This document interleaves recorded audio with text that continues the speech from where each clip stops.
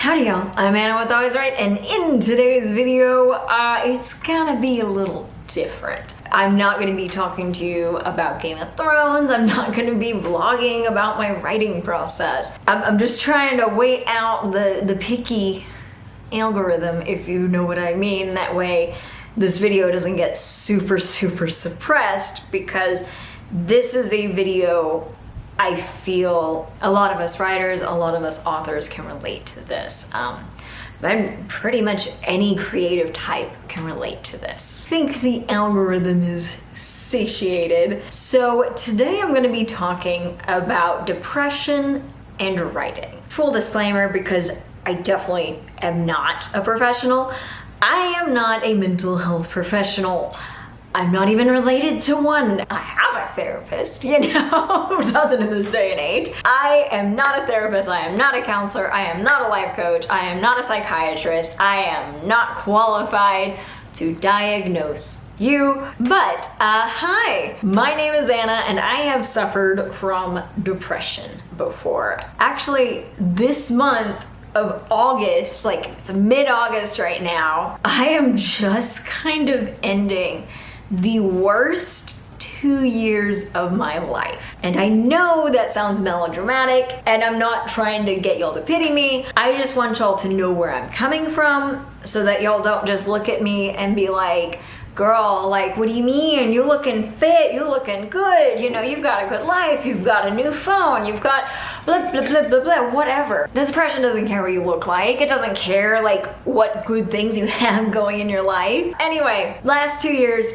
absolute hell. So, like, from month, we'll say 1 to month 18, basically, 16 or so, my job had turned to absolute hell. We ended up separating, my job and I, on not great terms, let me put it that way. Then, you know, went through unemployment, did all that, had a house I was working on. There were a lot of stressors in my life. I was looking at my life and going, oh my God, I just have like so many stressors. I'm just stressed and anxious. This is normal. This isn't depression. Another stressor was I was in a long distance relationship with someone. Basically, I was super depressed, super stressed.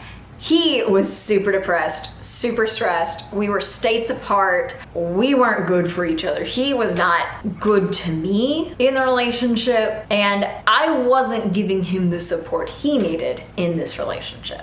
A relationship ixnayed, and then in August, which, hi, it's still August, I know, things started working out for me. I got a job, my house that I've been working on for over a year now is almost complete, and things are finally starting to look up, and I'm finally coming out of kind of the fog of depression and just being overtly stressed, and I'm just kind of realizing things like about the relationship that I had. Like, no reason for me to have been in that relationship, but I thought that would fix my problem. You know, I thought, oh, I need this kind of support, you know, I need whatever. So yeah, basically the last 2 months depressed, but especially the last 6 to 8 months, aka like most of 2024, super depressed. I know I got the superhero version. I'm so lucky. As you may have guessed, because I am a writing channel, I have a backlog of content on this channel. You know, I have vlogs, I have videos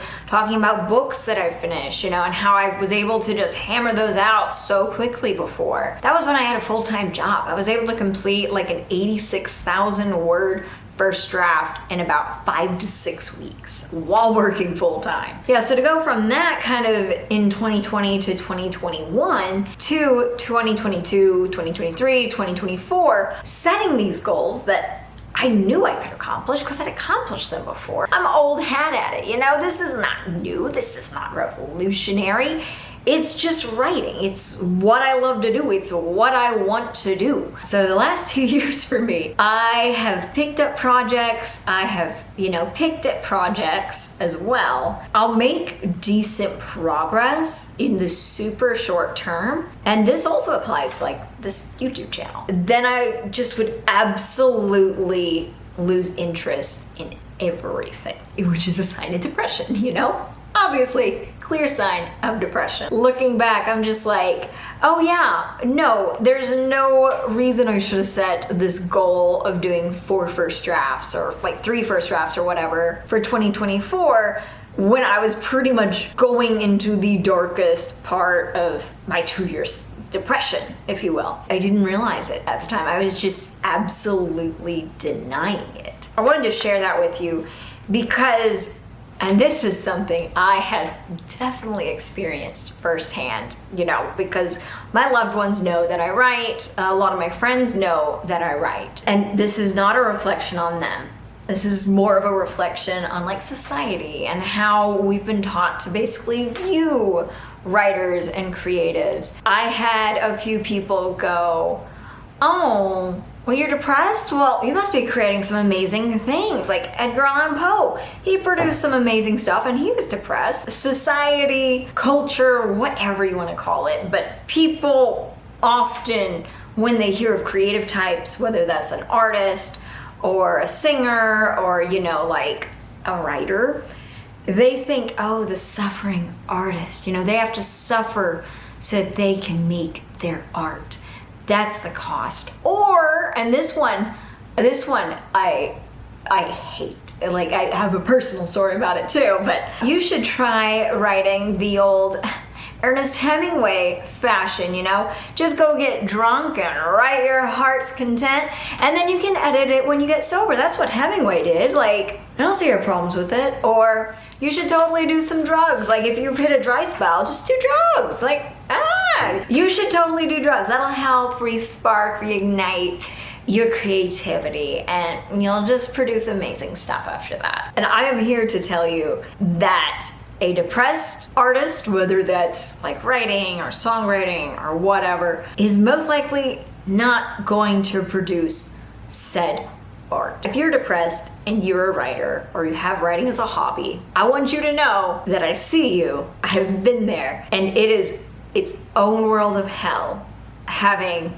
these worlds in your head and just the inability to sit down and produce what you know you can produce, like to write, to paint. It is just a different kind of hell. I'm encouraging you, if you're depressed right now or if you're frustrated with yourself because you're not accomplishing these goals, you're not accomplishing what you know you can accomplish, it's okay to step back and reach out for help. Don't get me wrong, like I said, like I joked at the beginning of this video, I have a therapist, and I've been with my therapist for multiple years. So not just the years that I've been depressed and not just the months that I was super depressed. She was reaching out, she was giving me advice, she was trying to help me, and I guess I just couldn't wrap my head around it. I just thought, no, I'm not depressed. I'm just stressed. I'm just anxious. No.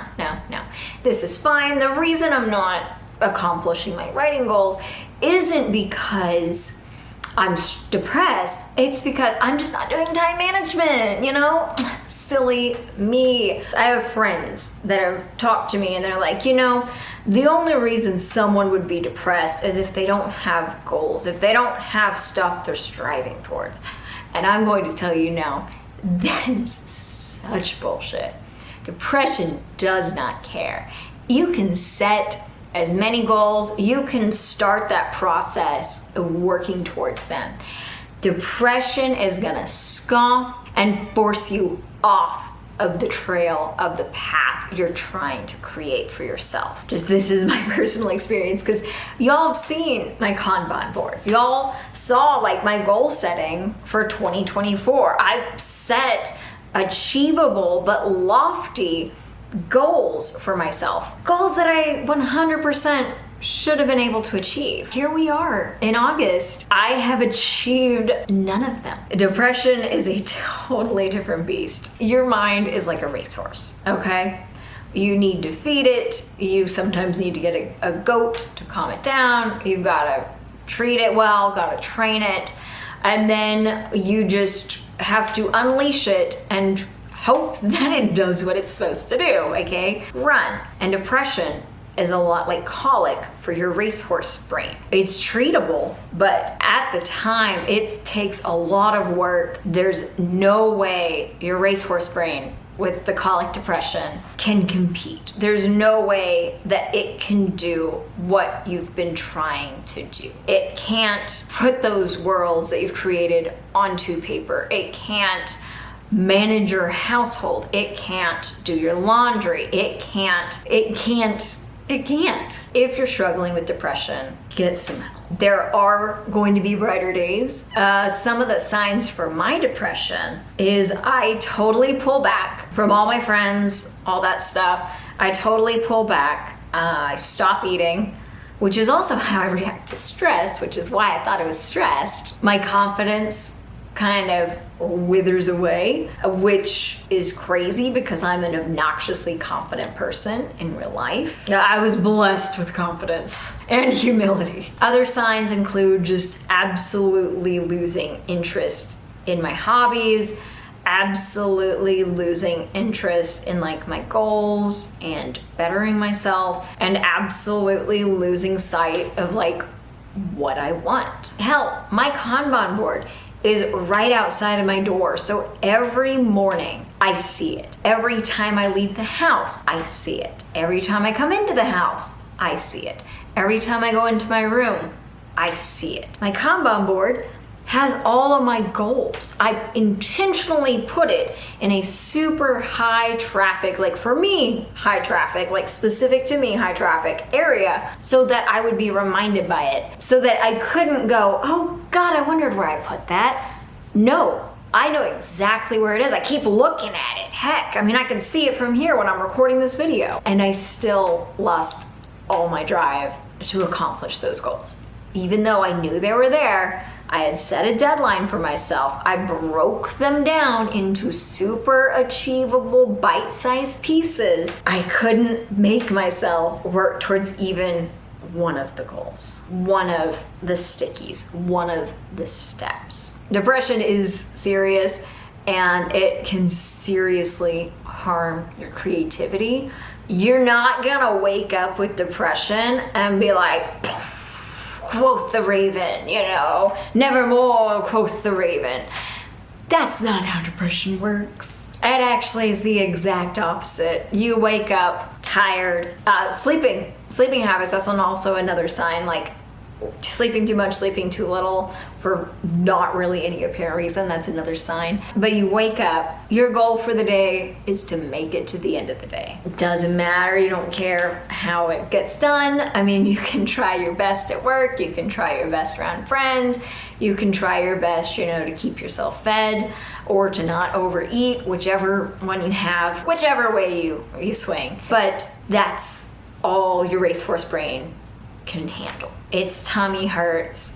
It just wants to lay down. It just wants to just stop it. It just wants to not have to do this extra stuff. It doesn't want to do anything, and it will not do anything. I will have the suicide prevention hotline down below for you. This is the American one. Depression is hard. You do not get creative superpowers from being depressed. You don't get creative superpowers from drinking or drugs either. That's a whole other video, but for now, I just wanted to be earnest with y'all. I wanted to not even like explain where I've been, because y'all know that I am terrible at posting videos. Y'all know, this is not new. I am not reinventing the wheel here. I'm not even reinventing my image. Just know that you can be doing what society, what your heart says is the right thing. You can be getting into relationships. You can be falling in love. You can be making major steps towards your next goal in life, whether that's moving a house, you know, getting married, having a kid, and you can still be depressed. You can be doing everything right, and your stupid racehorse brain is just gonna get colic out of nowhere, which actually is pretty apt for horses. Take care of yourself, take care of your racehorse brain, and just know that depression is not your fault. Thank y'all for watching. Welcome to the peppy ending. God. Oh, thank you for liking, commenting, subscribing. Thanks for letting me just chat your ear off for too long. I know, I have a watch on. I can see how long it's been. And as always, let's get writing and let's reach out to our loved ones, okay? Okay. Bye.